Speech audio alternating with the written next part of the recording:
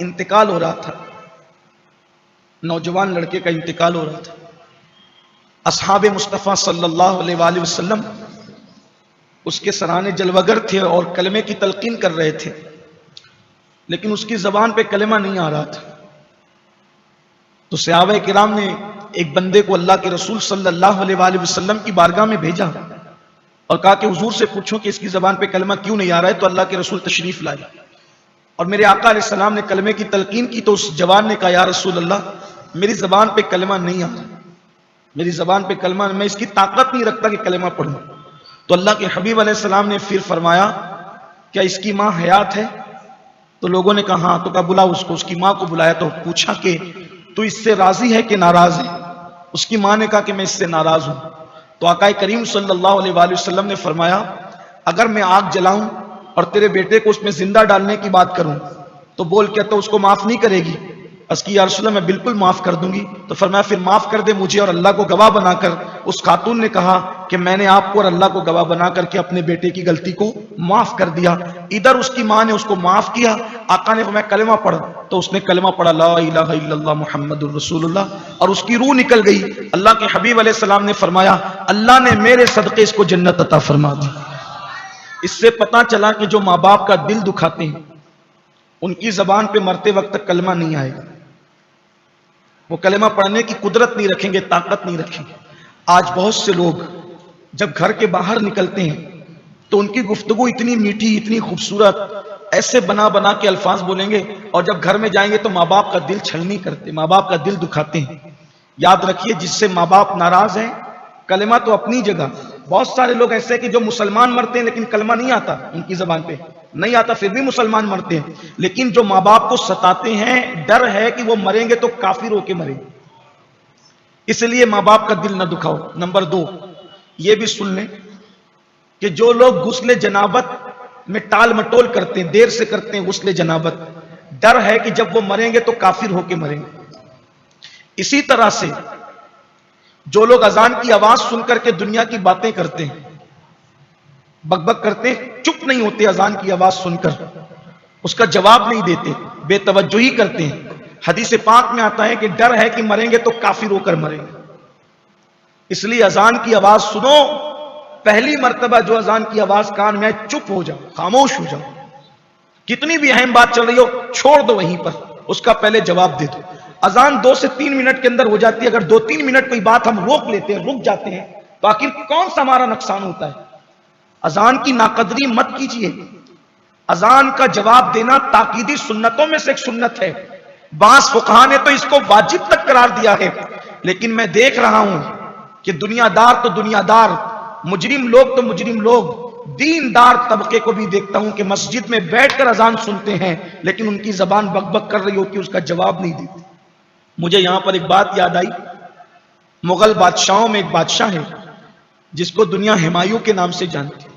دیکھیے مغلوں نے یا بادشاہوں نے جو غلط کیا ہم اس کی تائید نہیں کرتے، ہم کون اور ہم کیوں کسی کی تائید کریں.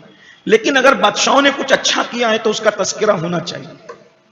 لوگوں نے کیا کیا، خدا جانے کیوں بادشاہوں کو اتنا برا بنا کر کے پیش کیا کہ ایسا لگتا ہے کہ جیسے ساری گندگی بادشاہوں میں تھی، اور اس کا ناجائز فائدہ اہل شرک نے اٹھا کر پھر تو ہماری تاریخ ہی کو بالکل پوتنا شروع کر دیا.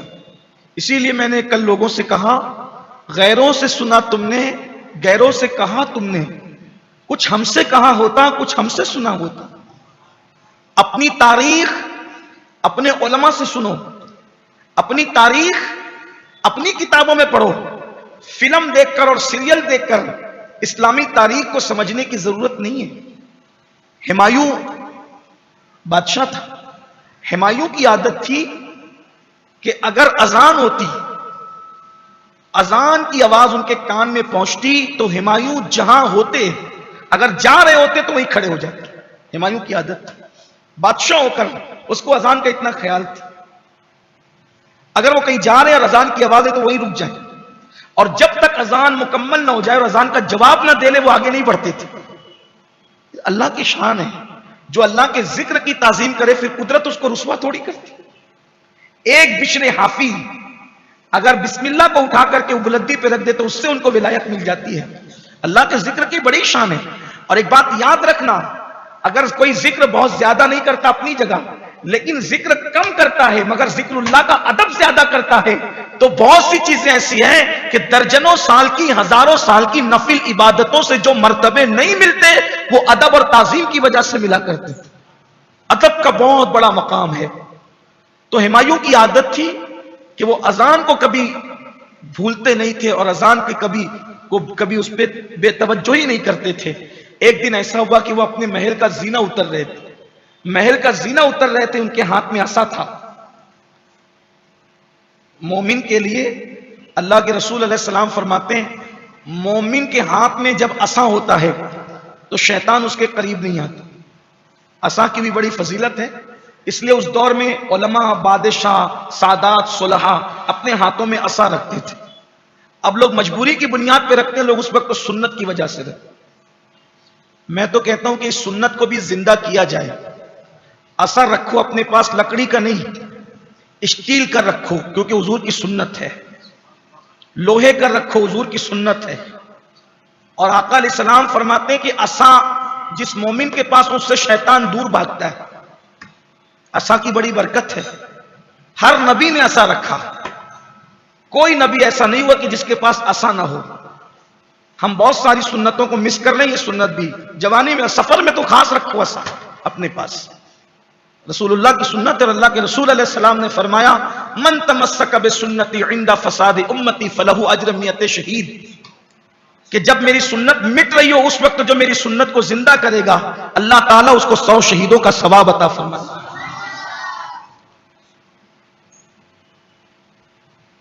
عصا کی ضرورت بڑھاپے میں نہیں ہے، عصا کی ضرورت تو جوانی میں ہے. کیونکہ جوان موسیٰ سے اللہ نے پوچھا تھا وما تلک بیمینک یا موسیٰ، اے موسیٰ تمہارے سیدھے ہاتھ میں کیا ہے؟ کیا فرمایا؟ قال ہی عصا، یہ میرے ہاتھ میں میرا عصا. عصا صرف ٹیک کر چلنے کے لیے نہیں ہے. حضرت موسیٰ علیہ السلام سے پوچھا تھا کہ آپ کے ہاتھ میں کیا ہے، تو انہوں نے کہا تھا عصا ہے، اور پھر کہا تھا کہ میں اس سے ٹیک لگاتا ہوں، یعنی میرا عصا میرے ٹیک لگانے کے بھی کام آتا ہے. درختوں کے پتوں کو جھاڑتا ہوں، درختوں کے پتوں کو جھاڑنے کے لیے بھی کام آتا ہے. اللہ تعالیٰ نے فرمایا کہ اس کو زمین پہ رکھ دے، پھر وہ سارا کچھ واقعہ جو آپ سنتے رہتے ہیں معجزات کے باب میں. میرے آقا کے پاس بھی عصا تھا صلی اللہ علیہ وسلم، لیکن وہ عصائے موسوی سے کچھ مختلف تھا. حضرت موسیٰ کا جو عصا تھا وہ اژدہائے غضب تھا، اور مصطفیٰ جان رحمت کا جو عصا تھا وہ گروہ کا سہارا تھا. اسی کو میرے امام کہتے ہیں عصائے کلیم اژدہائے غضب تھا، گروہ کا سہارا عصائے محمد. عصا کی بڑی فضیلت. کبھی انشاءاللہ وقت رہا تو ہم عصا پر گفتگو کریں گے، لیکن اتنا جو کہہ دیا ورنہ وقت بھی ختم ہوا ہے. اور میں تو یہ چاہتا ہوں کہ مرکزی اجتماع 11 بجے ختم ہو جایا کرے، 11 سے زیادہ آپ نہ چلایا کریں اس کو. کوشش کریں کہ اگر 11 بجے ختم کر دیں، کیونکہ لوگ دور دور سے آتے ہیں تو بہت تاخیر نہ ہو. میں بھی ختم کر دوں گا چونکہ اپنی بات مکمل کر لوں. تو ہمایوں کے ہاتھ میں عصا تھا اور وہ زینہ اتر رہے تھے. مؤذن نے کہا اللہ اکبر اللہ اکبر، وہیں رک گئے اور اپنے عصا پر ہاتھ رکھا، آنکھ بند کی اور اذان میں اتنا ڈوب گئے کہ ان کو خیال ہی نہ رہا کہ میں زینے پہ کھڑا ہوں. اور اسی کیفیت کے اندر ان کا پیر پھسلا اور وہ زینے سے گرے اور اللہ نے ان کو شہادت کی موت عطا فرمائی. تو جو اذان سے بے توجہی کرے، ڈر ہے کہ مرے گا تو کفر پہ مرے. غسل جنابت میں تاخیر کرے، ڈر ہے کہ اس کی زبان پہ مرتے وقت کلمہ